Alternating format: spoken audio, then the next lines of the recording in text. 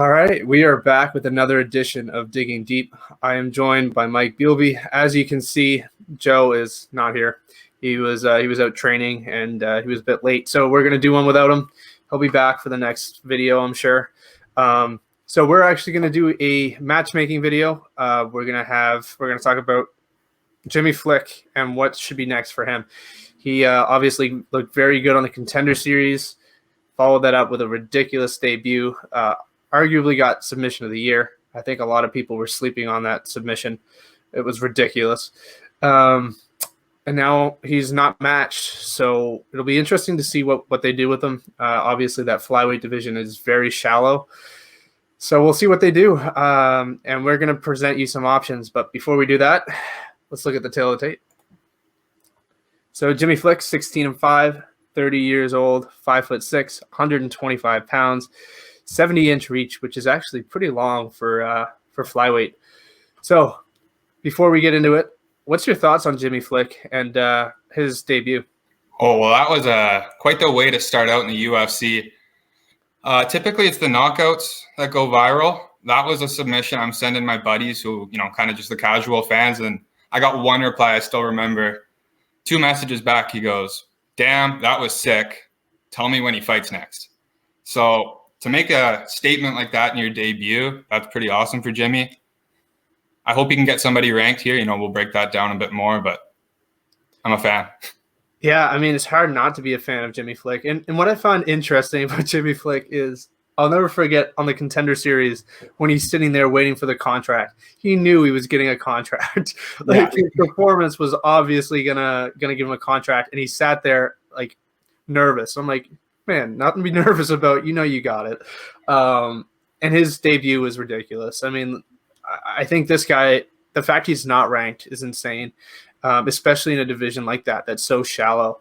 And that leads us into this is what should be next for him? I mean, should he get a rank guy? Should you build him up? I mean, he's very experienced, 16-5. He's more ranked. He's got more experience than a lot of the guys in the division, and even some of the guys in the rankings. So it's surprising he hasn't been ranked yet. So I think he should be ranked against either a guy who's very well known or a guy who's experienced. So who do you have for him? For me, I think Tyson Nam. It's like the definition of striker versus grappler.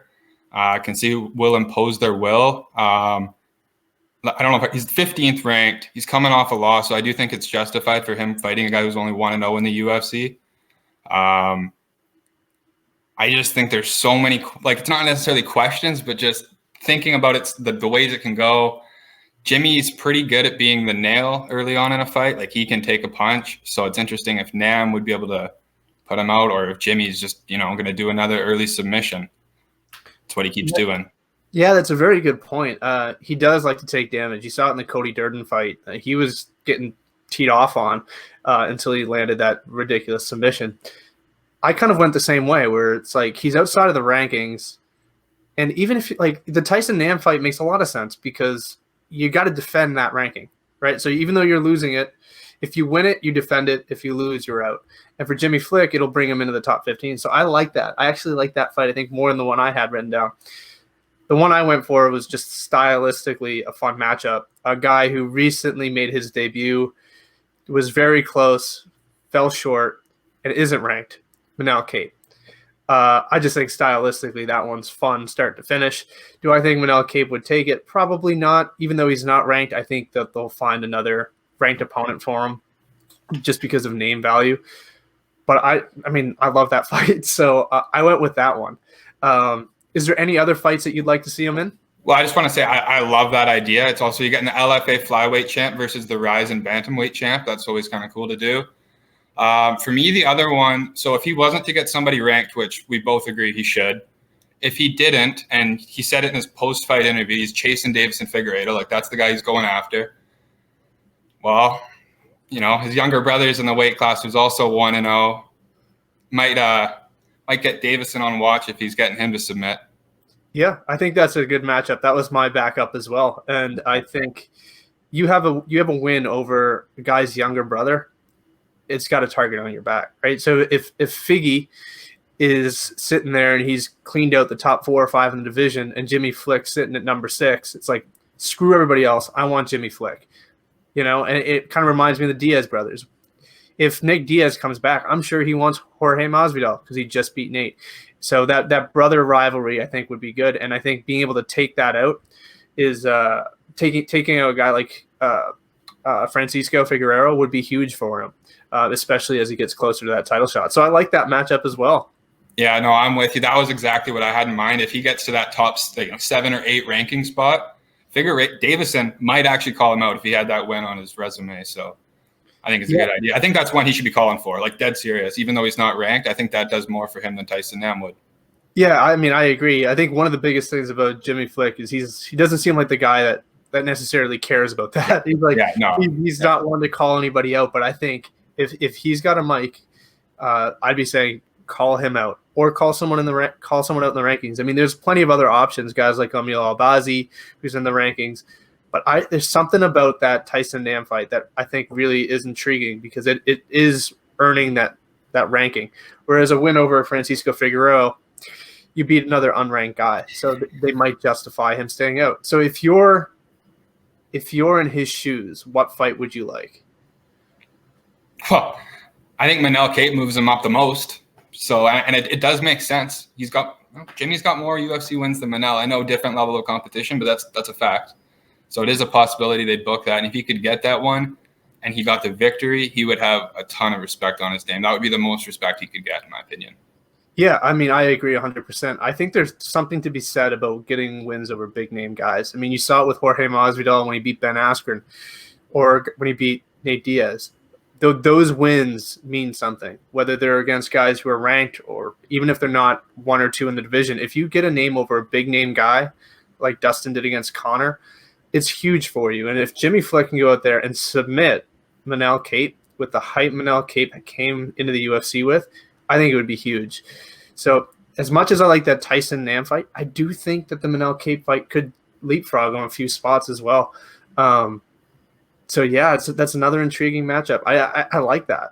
Yeah, I love this weight class. I know it's a little bit of a thin division, but the 20, 25 guys, however many it is, they're all fun to watch. Put Jimmy Flick up with anybody, we're gonna have fun. He's must-watch TV, honestly. His 2020 was like very remarkable. So whoever it is, I'm excited. Yeah, for sure. And I think that's one of the advantages of being the flyweight right now. Like if you look at being a bantamweight or being a welterweight or lightweight, you have to win 7-8 fights in a row to get in the discussion for a title shot. I mean, you look at Chris Gutierrez, he's won 5 straight. The Cody Durden one was a draw, but outside of that, he hasn't lost since his debut. It's ridiculous. Not even in the discussion to be ranked. Jimmy Flick wins 5 fights in a row. The guy's a world champion. Yeah. So it's a good time to be a flyweight, I think. And even though it is shallow, I think it does Jimmy Flick a world of good being in that division. I totally agree. All right. Do you have anything else you'd like to add before we end this? Not really, besides the fact I'm looking forward to Jimmy Flick fight. I hope it's soon. Yeah, I mean, I think Jimmy Flick is one of the most exciting guys we've seen enter the UFC in all of 2020, no matter the weight class. He's to go out there and get us like contender for a submission of the year in your UFC debut is insane. And what's more exciting is we know that there's more coming. Like that's the best part about it, is that we've only scratched the surface with Jimmy Flick. And there's so much more to come with him. And he's very experienced for a flyweight, 16-5.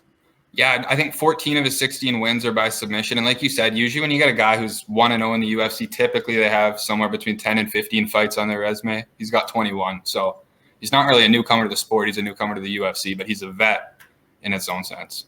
Yeah, and I mean, like when you look outside of the UFC, his loss to Chris Gutierrez, and we're seeing what Chris Gutierrez is doing at bantamweight. He rocked Chris Gutierrez in the first round and then ended up losing.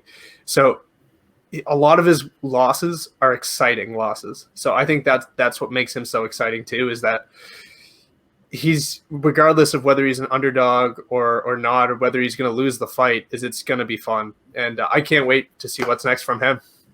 Yeah, no, he kind of reminds me of a bit of a Tim Elliott. Like, I think he's just going to be a fan favorite. Like, That's another fun fight. We Yeah, didn't he's mention. booked, but that's another fun one. Yeah. Yep, Tim Elliott is booked, so that's why we didn't mention it. Yeah. Wasn't because I forgot it, but yeah, no, that would be a fun fight. Oh my Yeah, God. definitely. I think that makes sense too. If he gets past Jordan Espinoza, works for me. Or even if he doesn't, he's still ranked. That's true. Yeah, no, Yeah. that's very valid. So I think that would be a great fight too. Oh, that would be a blast to watch. Yeah, yeah. I'm still going Manel Cape. So Manel Cape for me. I think that's Manel Cape all around. Yeah, I think that's if he can get that fight, that would be awesome for Jimmy. All right, that's it. I'm Sergio Pinheiro. That's Mike Bealby, and we're out.